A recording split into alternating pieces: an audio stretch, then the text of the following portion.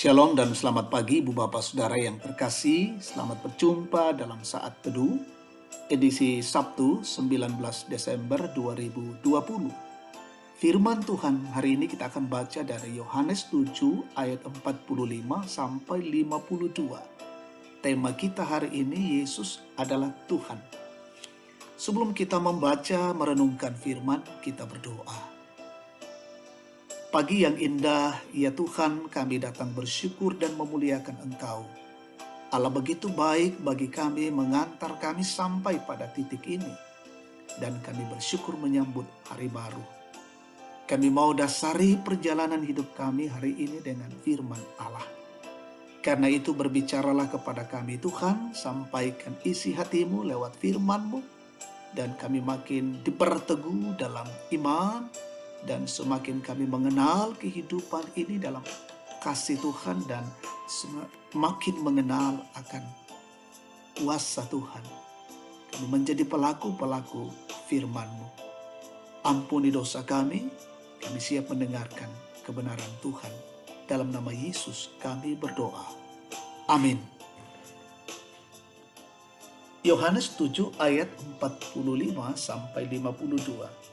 Yesus dibela oleh Nikodemus. Maka penjaga-penjaga itu pergi kepada imam-imam kepala dan orang-orang Farisi yang berkata kepada mereka, "Mengapa kamu tidak membawanya?" Jawab penjaga-penjaga itu, "Belum pernah seorang manusia berkata seperti orang itu." Jawab orang Farisi itu kepada mereka, "Adakah kamu juga disesatkan? Adakah seorang di antara pemimpin-pemimpin yang percaya kepadanya atau seorang di antara orang-orang Farisi?" Tetapi orang banyak itu yang tidak mengenal hukum Taurat terkutuklah mereka. Nikodemus, seorang dari mereka yang dahulu telah datang kepadanya, berkata kepada mereka, "Apakah hukum Taurat kita menghukum seseorang sebelum ia didengar dan sebelum orang mengetahui apa yang telah diperbuatnya?" Jawab mereka, "Apakah engkau juga orang Galilea? Selidikilah kitab suci dan engkau akan tahu bahwa tidak ada nabi yang datang dari Galilea." Amin. Yesus adalah Tuhan, Yesumo Tupuang. Jesus is the Lord.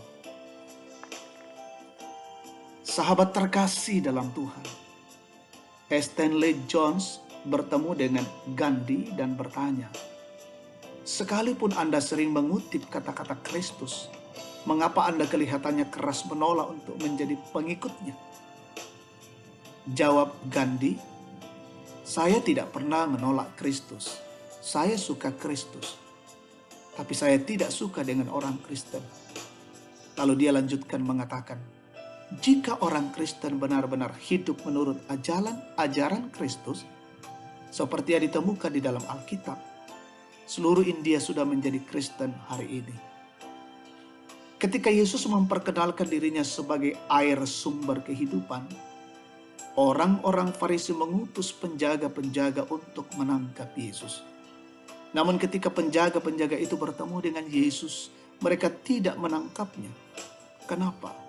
Dalam ayat 46 dituliskan bahwa belum pernah seorang manusia berkata seperti orang itu. Itu berarti ada sesuatu yang luar biasa mereka dapatkan melalui perkataan-perkataan Yesus. Pada saat itu memang situasinya tidak memungkinkan karena bisa membuat keonaran di tengah-tengah orang banyak. Lagi pula banyak juga pengikut Yesus, dan penjaga-penjaga itu bisa menjadikan situasinya itu menjadi alasan untuk tidak menangkap Yesus. Dan itu masuk akal. Tetapi di antara seluruh alasan penjaga-penjaga itu berkata, belum pernah seorang manusia berkata seperti orang itu. Karena memang Yesus adalah pribadi yang sangat unik. Dari seluruh klaimnya, hanya ada satu kesimpulan yang bisa diambil, yaitu Yesus adalah Tuhan. Saudara yang terkasih, kita harus yakin bahwa Yesus adalah Tuhan. Dia adalah jaminan yang pasti bagi kita bahwa Dia menguasai kehidupan kita. Sebab itu jadikanlah dia contoh dan teladan dalam hidup kita ketika kita menjalani kehidupan setiap hari. Terpujilah Kristus Tuhan kita. Amin. Kita berdoa. Bapa Sorgawi, kami mengucap syukur untuk kebenaran firman-Mu, boleh menyapa kami pada pagi ini, memberikan pengajaran-pengajaran yang luar biasa bagi kami. Dan tentunya dengan firman Tuhan ini, selalu kami meyakini, kami percaya Yesus adalah Tuhan. Dialah jaminan yang pasti bagi kehidupan kami. Dia yang menguasai hidup ini. Dia pemilik hidup ini. Karena itu jadikan kami sebagai bagian meneladani, mencontohi hidup dan pekerjaan Yesus ketika ada di tengah-tengah dunia ini. Sehingga sungguh-sungguh kami menjadi anak-anak yang taat dan setia pada Tuhan. Kami berdoa untuk hidup kami hari ini, berkati perjalanan kehidupan bersama dengan keluarga kami. Tuhan kiranya melindungi dan menjaga kami. Berbagai tugas pekerjaan tanggung jawab yang harus kami selesaikan hari ini, Tuhan berkati. Kami mendoakan ibadah perayaan Natal Gereja Toraja Tangerang sore nanti, dipandu dari gedung gereja perayaan Natal dalam bentuk live streaming. Kiranya semua berjalan dengan baik dan untuk kemuliaan Allah. Kami berdoa untuk jemaat-Mu, peliharakan mereka semua hari ini. Ada yang sakit, Tuhan sembuhkan. Yang berduka, Tuhan hiburkan. Yang bergumul, Tuhan kuatkan. Yang bersuka cita, Tuhan sempurnakan syukur mereka. Yang dalam masa tua menikmati masa pensiun, Tuhan tetap menjaga mereka. Kami berdoa untuk pemerintah kami dan pemimpin-pemimpin kami. Tuhan berkati, terus mengayomi kami dengan baik. Seluruh pejuang-pejuang garda terdepan, Tuhan berkati mereka semua.